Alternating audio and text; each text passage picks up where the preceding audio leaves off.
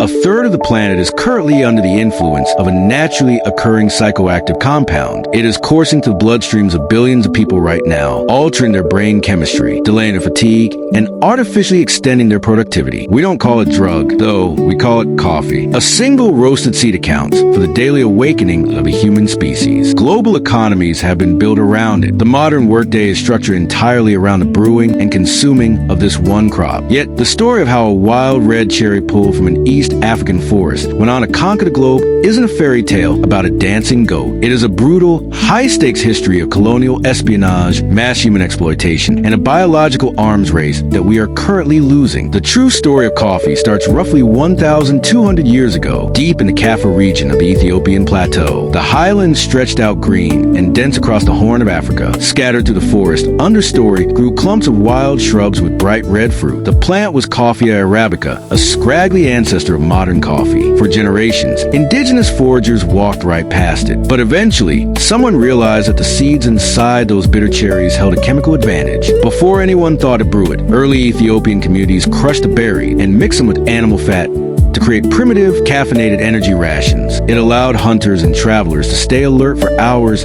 in unforgiving terrain. It was a local survival tool. The process of unlocking the bean's true potential took centuries of quiet experimentation. Unnamed farmers made the choice to dry the seeds, roast them over a fire, and boil them in water. That single shift, the willingness to transform a raw, bitter cherry into a dark, roasted infusion, was a spark that ignited a global obsession. The journey out of the forest followed the Red Sea. Around 600 years ago, coffee crossed into mountains of Yemen, and it found its first devoted disciples, Sufi monks.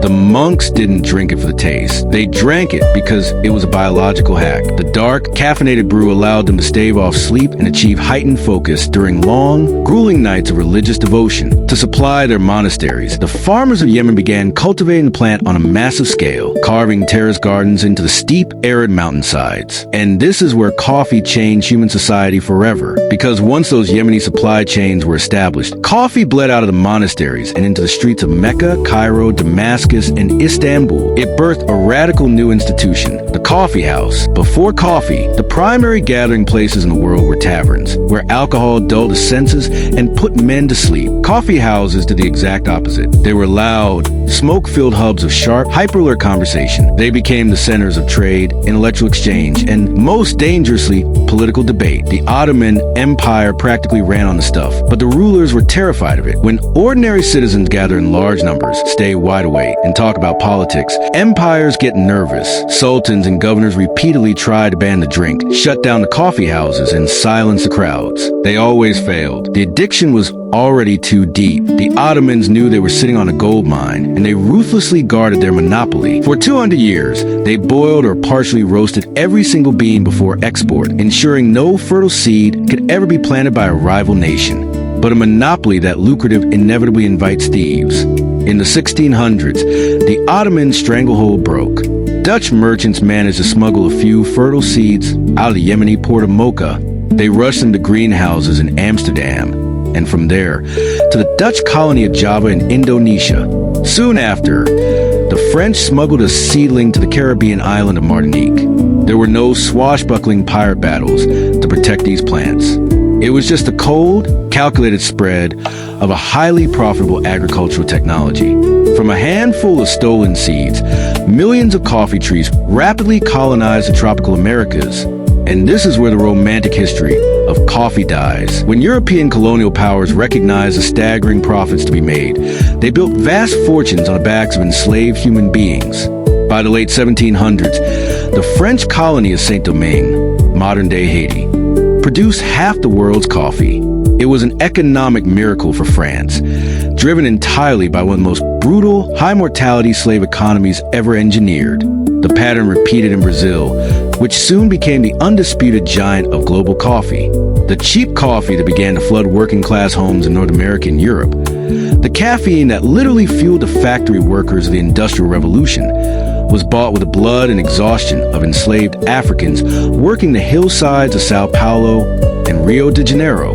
The mortality rates were staggering. The colonial coffee trade wasn't a gentleman's enterprise. It was raw, unapologetic extraction. By the late 19th century, coffee was a global behemoth, but the empires that built it had made a fatal, biological error.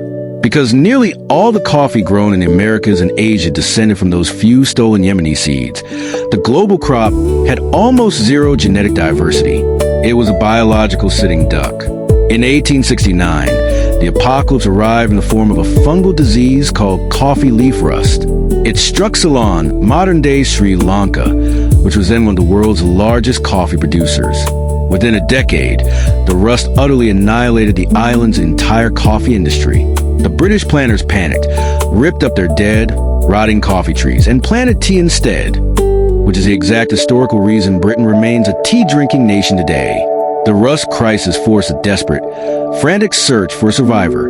Botanists scoured Africa and found a different, wild species of coffee growing in the West African basin. Coffea canephora, better known today as Robusta. Robusta lived up to its name. It was an ugly, tough plant. It could survive the rust. It could grow at lower altitudes. It tasted harsh, rubbery, and bitterly inferior to the elegant Arabica beans, but it survived. Robusta changed the math of coffee forever. It allowed massive production to expand into Vietnam and became the cheap, unbreakable backbone of the 20th century instant coffee boom. Today, coffee remains one of the most heavily traded agricultural commodities on Earth. Over 125 million people depend on it for their livelihoods. The world produces over 10 million metric tons of green coffee beans every year, but the machine is breaking down. To meet the surging global demand, millions of acres of tropical forest have been clear-cut to make way for sun-grown coffee monocultures, destroying vital habitats and poisoning local rivers with the toxic wastewater from processing plants. Worse, climate change is closing in. Coffea arabica, the bean that makes up 60% of global production and essentially all specialty coffee, is incredibly sensitive to heat. Warmer climates are rapidly shrinking the narrow band of tropical highlands, where arabica can actually survive. Rising temperatures are allowing the old enemy, coffee leaf rust, to climb to higher altitudes that used to be safe. Estimates suggest that half of the land currently used to grow arabica could be completely dead to the crop by 2050. Scientists are now racing against the clock. Agronomists are desperately crossbreeding arabica with forgotten wild species, searching for hybrids that can handle the heat without tasting like burnt rubber. Deep in global seed banks, researchers are guarding the genetic diversity of the original Ethiopian forests, because the code to save the world's daily habit is locked inside those wild, uncultivated seeds. The story of coffee isn't about a plant. It's the story of human acceleration, from the foragers of the Ethiopian highlands to the seditious coffee houses of the Ottoman Empire, to the tragic, blood-soaked plantations of the Americas, to the laboratories fighting to keep it alive today. It fueled the thinkers of the Enlightenment. It drove the workers of the Industrial Revolution, and it sits at the center of a defining challenge of our time, sustaining a global addiction without destroying the fragile ecosystems that make it possible. Every cup of coffee on your desk carries 1,000 years of human ambition, exploitation, and survival inside it.